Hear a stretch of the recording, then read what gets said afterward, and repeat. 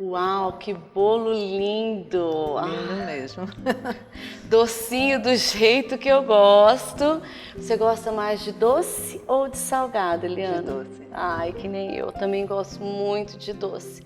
Mas falando em doce, a gente vai falar hoje de um assunto muito legal, que é sobre gentileza. Gentileza no falar, nas nossas atitudes e até mesmo no nosso olhar, né? Mas é fácil ser gentil, Eliana? Nem sempre. Não, né? Bem mais fácil com quem é legal com a gente. Ai, com certeza, viu? E o que significa, o que é gentileza? Então, o dicionário diz que é ser amável, delicado, elegante, nobre. Mas eu penso que gentileza é uma mistura de bondade, amor e longanimidade. Longanimidade é paciência. E vem a ser a virtude de a gente suportar com firmeza contrariedades em favor de outra pessoa. A questão da gentileza, a gente não pode ser gentil só quando interessa ou quando você quer impressionar alguém. Mas você aprender e escolher ser gentil como uma característica de Deus em você. E assim, um exemplo bem fácil para a gente entender, você está no ônibus, no coletivo, aí você está sentado no seu conforto. Aí chega uma pessoa mais velha ou chega uma pessoa com alguma deficiência, então você sai do seu conforto e dá lugar para aquela pessoa. Então você abre mão de você em favor do outro. É pensar na outra pessoa, Sim. né? Que legal. O que a Bíblia diz sobre esse tema? Tem alguma coisa para nós na Bíblia? Nossa, muitos versículos. Até foi difícil para a gente escolher alguns para falar. Provérbios 15:1 diz assim: a resposta delicada acalma a fúria, mas a palavra dura aumenta a raiva. Colossenses 4:6 diz que suas conversas sejam sempre agradáveis e de bom gosto, e que vocês saibam sempre responder a cada pessoa. Efésios 4:29. Não digam palavras que fazem mal aos outros, mas usem apenas palavras boas que ajudem os outros a crescer. Também Filipenses 2:3 e 4 diz: não façam nada por interesse pessoal ou por desejos tolos de receber elogios, mas sejam humildes e considerem os outros superiores a vocês mesmos. Que ninguém procure somente seus próprios interesses, mas também o dos outros. E Lucas 6:31 diz: façam aos outros a mesma coisa que você quer que faça a você. E 1 Coríntios 13:5 diz: quem ama não é grosseiro, não é egoísta, não é irritado e nem guarda mágoa. Uau! A Bíblia está recheada de ensinamentos sobre gentileza. Se a gente pudesse, passaria assim muito tempo aqui falando, né? Sim, vários sobre, versículos. Trate os outros como você gostaria de ser tratado. E Sim. a gente gosta de ser tratado bem, né? Uhum. Mas como que é na prática? Fala para nós Então, pouquinho. se gentileza é amor, amor é decisão. Decisão. E eu não preciso então sentir para ser gentil. Eu preciso ser como uma característica minha de representante do reino de Deus. Eu tenho essa responsabilidade diante de Deus. Então, assim, para você gerar hábito, é começar com pequenas coisas. Por favor, obrigado, alguém com uma necessidade, deixa que eu vou, deixa que eu faço, né? É claro que ser gentil não é só ser educado. Mas assim, eu preciso estar começando, eu preciso com pequenos passos estar aprendendo.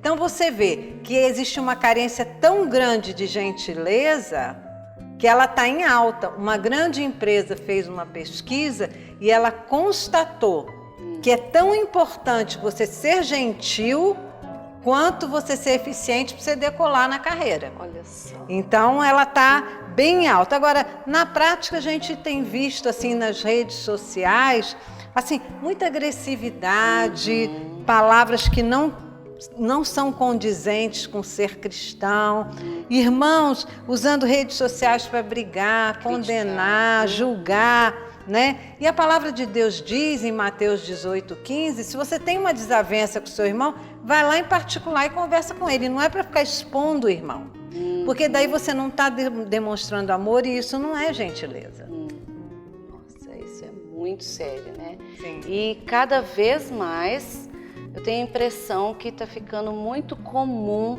expor os pensamentos, sentimentos de uma maneira bem grosseira, né, nas redes sociais. Isso não é bom, isso não é bíblico, né? Mas me fala um pouquinho, Jesus, ele era gentil? Ele era muito gentil. E a gente tem vários textos, escolher alguns aqui para dar de exemplo. Em João 21, os discípulos estavam lá na praia pescando. E eles passaram a noite inteira pescando e eles não pegaram nada. Aí Jesus estava na praia, viu o desgaste deles e daí começou a preparar uma refeição para eles. Pão, peixe ali. Então, assim, para suprir aquela necessidade. Foi gentil de estar pensando neles, né? E também nessa mesma passagem, ele encontra com Pedro. E Pedro tinha negado Jesus. E ele não chegou para Pedro e falou, tá vendo? Eu te avisei que você ia me negar. Ele não falou isso. Ele chegou, começou uma conversa, um diálogo ali com Pedro e falou para Pedro assim, Pedro, tu me amas? Então, aconteceu ali uma reconciliação.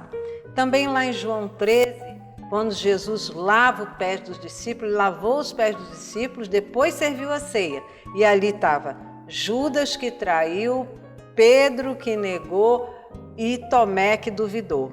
Olha só. E ainda, quando Judas, né, foi com soldados para prender Jesus, Jesus ainda chamou ele de amigo.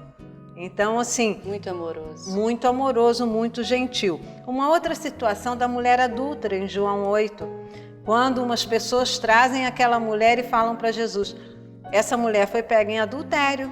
No nosso costume, na nossa lei, tem que apedrejar. Jesus não respondeu nada. Ficou quieto, abaixou, começou a escrever ali no chão.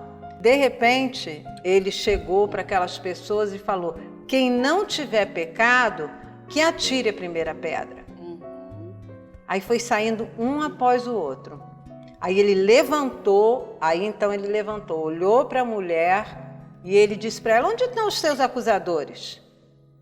Daí ela disse, foram embora, devia estar tremendo, morrendo de medo, coitada, ia morrer apedrejada naquele dia. Aí ele falou, vá e não peques mais, quer dizer, abandona essa vida de pecado. E também tem a situação das crianças, que os discípulos falaram, essas crianças estão incomodando, tira essas crianças daqui. Jesus falou, não, deixai vir a mim as criancinhas, quer dizer, não rejeitou elas, acolheu, né? Então, assim, você ouvindo tudo isso, você pode estar pensando assim, mas para Jesus é fácil. Mas eu quero dizer para você que se você recebeu Jesus como Senhor e Salvador, o Espírito Santo veio habitar em você. E a palavra de Deus diz em Romanos 5:5 que o amor de Deus é derramado em nossos corações pelo Espírito Santo que nos foi dado. Então Deus, o que Ele faz? Ele chega e Ele fala que a gente tem que cumprir aquele mandamento e ainda capacita a gente para cumprir.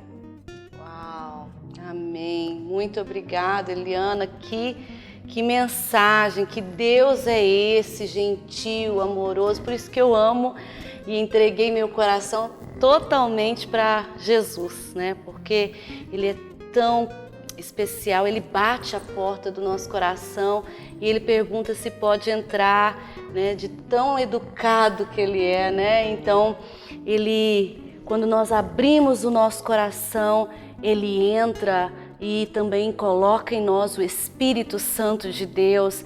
Aquilo que enche o próprio Jesus nos enche também. Então isso nos capacita também a ser gentil, a ser parecido com Jesus. Que delícia, né? Que doçura é servir o nosso Deus. Amém. E falando em doçura, o que você acha da gente agora comer esse bolo delicioso, maravilhoso? Eu vou te servir como um gesto de gentileza.